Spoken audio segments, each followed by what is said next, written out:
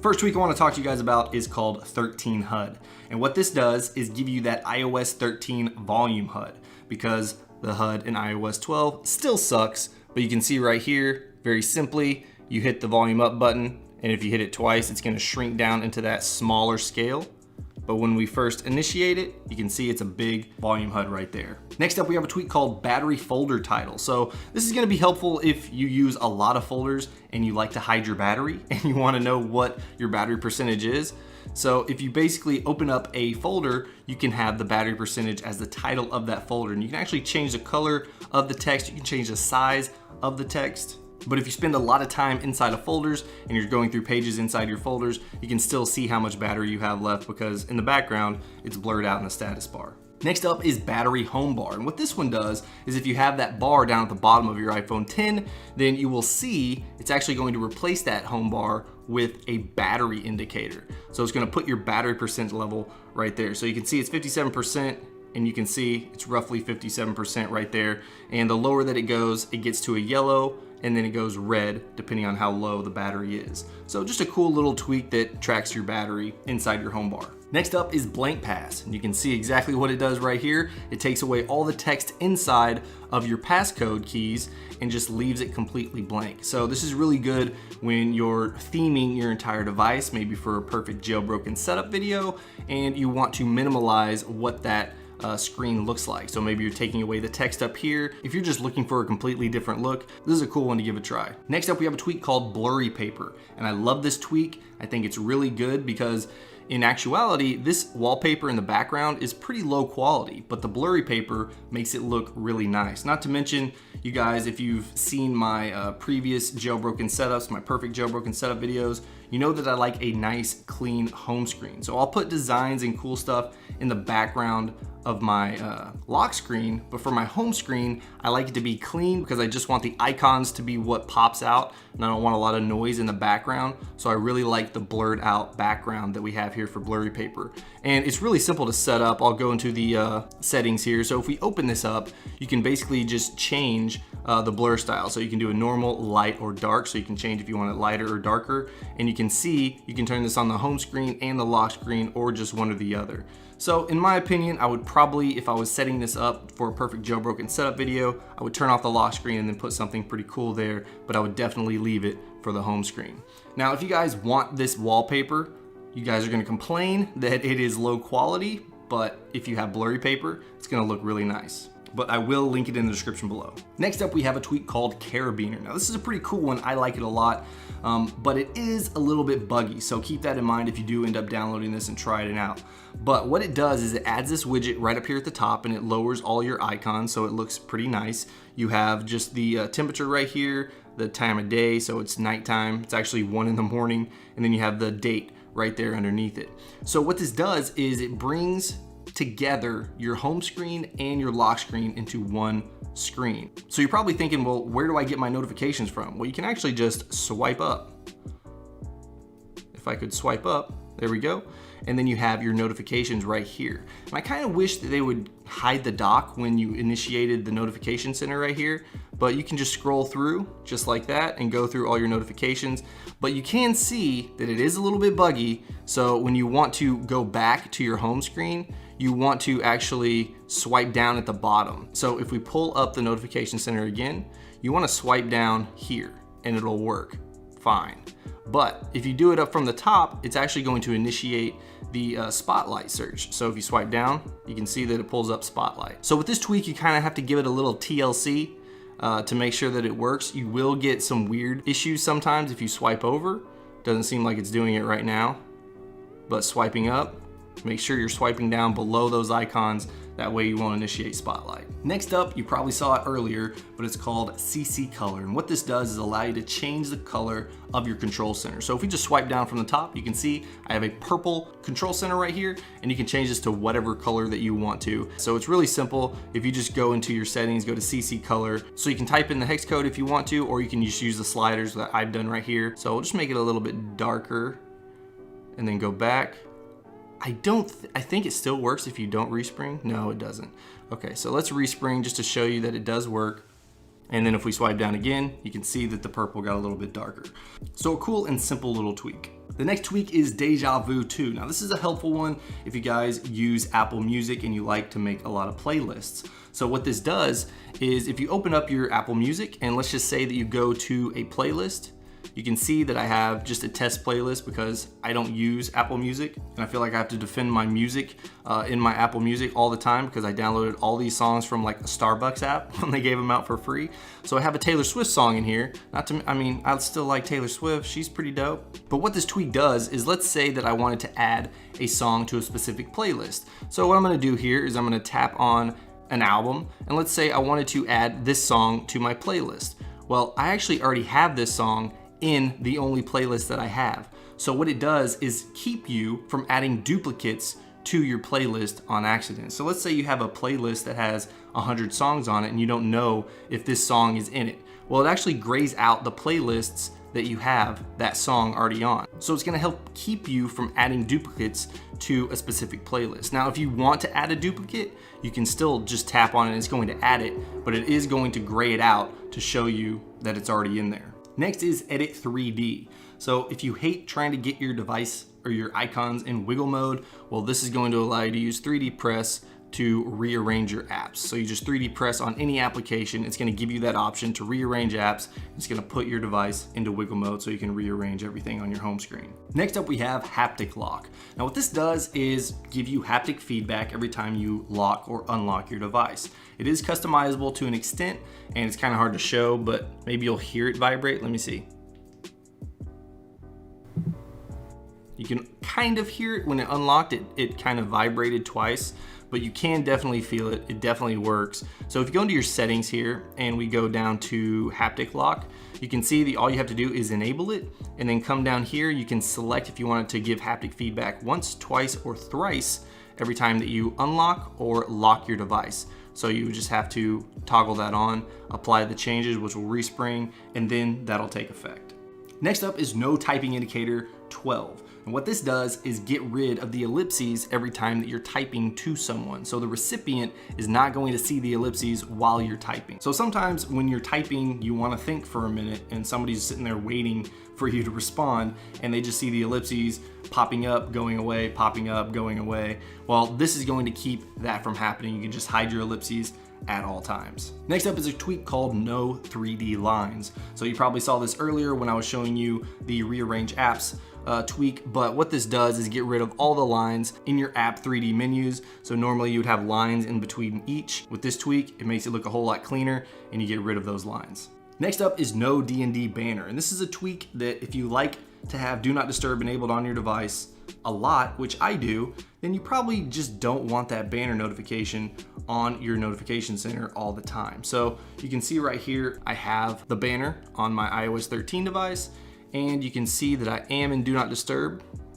And if we go into our notification center, we're not going to see that banner. So it basically just gets rid of that completely so it's not taking up space on your lock screen or your notification center.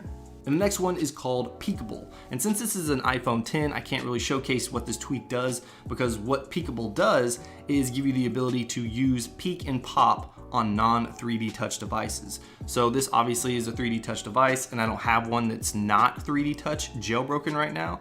And it would be kind of a lot of work in order to get one just to show you the peek and pop. But basically what it does is allow you to peek and pop images or anything else that peeks and pops. So that's a peek and that's a pop, and you can use that on non-3D touch devices. So definitely worth checking out if you want that feature.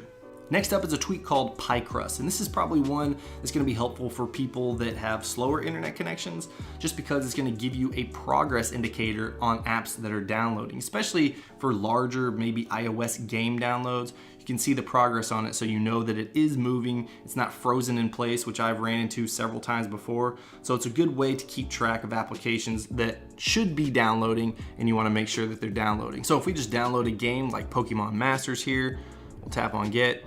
And now once it starts downloading, we will go to our home screen here and you can see the percentage right there. So it is customizable a little bit.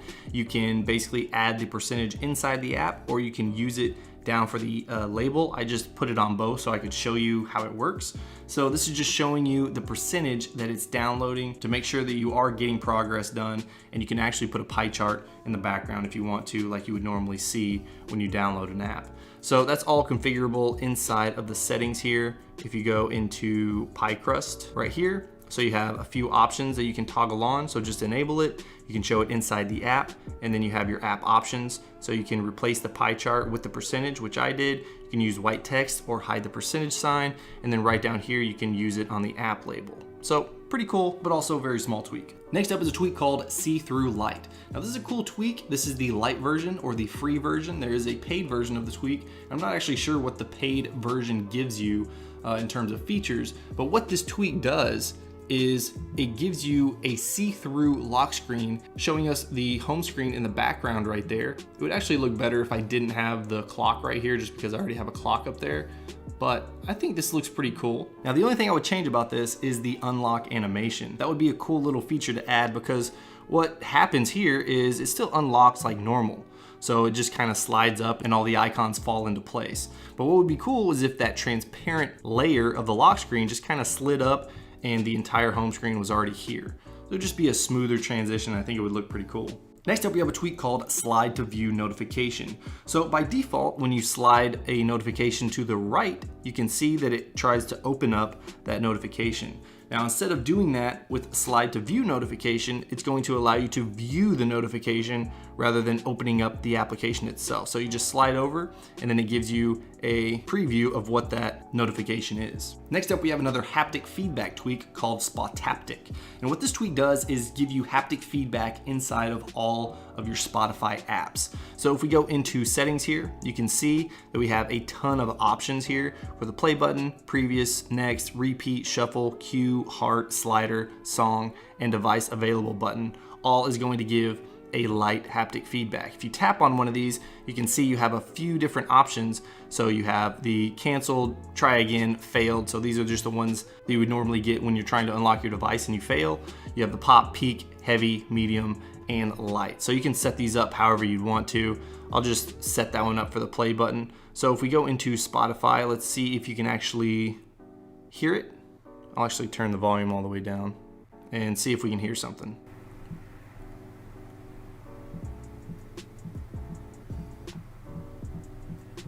Yeah, it's probably impossible to hear on my mic, but it does vibrate and it seems to work pretty well. Next up, we have a tweak called the Did That Say, or TF Did That Say. And this is going to be really helpful for those of you that are huge on Reddit, that use Reddit a lot, and you use the Reddit app. So what this does is allow you to retrieve deleted comments. And I find this very helpful. I hate it when I'm reading through comments on Reddit and there's like a top comment and it's been deleted and it's got like 30,000 upvotes, maybe not 30,000, but a lot of upvotes, and you're just wondering what the heck did it say? So what this does is allow you to see what those comments say. So you can see right here, I'm in the Diablo subreddit. I don't know about you guys, but I'm like really stoked about Diablo 4. There's some things that they need to change, but I'm a huge Diablo nerd. You guys probably didn't know that about me. But for the most part, we have a deleted comment right up here at the very top. So what do we want to do? We want to tap on the ellipses right here, and then we have the tweak, the TF Did That Say. We're going to tap on it, and guess what? It's going to grab that comment and put it right back where it was. I love this tweak. This is probably one of the most helpful tweaks that I found in this entire list because it's come in handy several times. Next up, we have a tweak called XSwitcher or XSwitcher. I'm not sure exactly how you pronounce this one, but it's another very simple tweak. But what you would do is go into your app switcher here. You would just swipe down on any app card and it's gonna give you some options right here. So you can kill all the applications, you can respring your device or reboot it. So if you don't have a tweak where you can quickly respring your device, this one might be a good one for you if this is the way you wanna access it. I feel like you should always have a tweak that allows you to respring your device willingly and easily whenever you need to. And the reboot and the kill all applications is just a plus. Next up, we have a tweak called Storage 3D. This is another 3D press one that you would do right onto your settings. And what it does is tell you exactly how much free storage you have at the top of that 3D menu. So you can see I have 240 gigs left on this device. So it's just another really easy way to check your free storage right from the home screen. Next up, we have a lock screen widget called Simple LS2. So if you're looking for a different look on your lock screen, you can check this one out. Again, this one's free.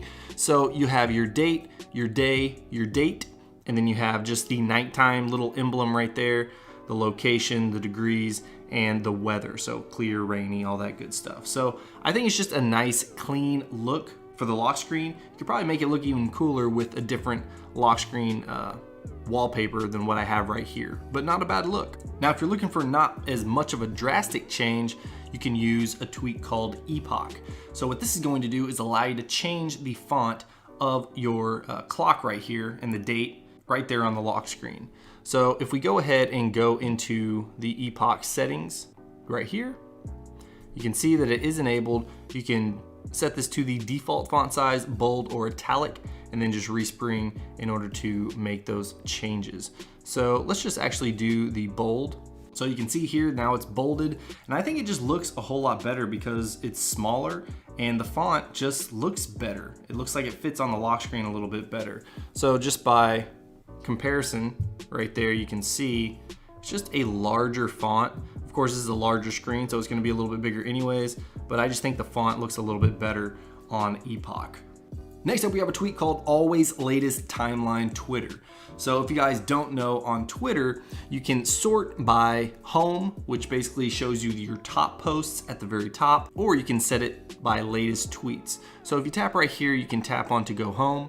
And then if you tap here again, if you try to set it back to the latest tweets, it tells you you'll be switched back to home after you've been away for a while. So what this tweak does is it doesn't ever go back home. It always stays on latest tweets. That way you always have a timeline that is in order. So a nice tweak if you want your timeline on Twitter to be in chronological order. And last but not least, we have a tweak called CC Calc. This is a simple one, but it is a nice one. So here in your control center, if you 3D press on your calculator, you're actually going to get a nice little calculator that you can quickly access rather than searching for and opening up the actual calculator app. So just to make sure that it works, we'll just do a quick division problem here. And it works just fine. All right, guys, that's all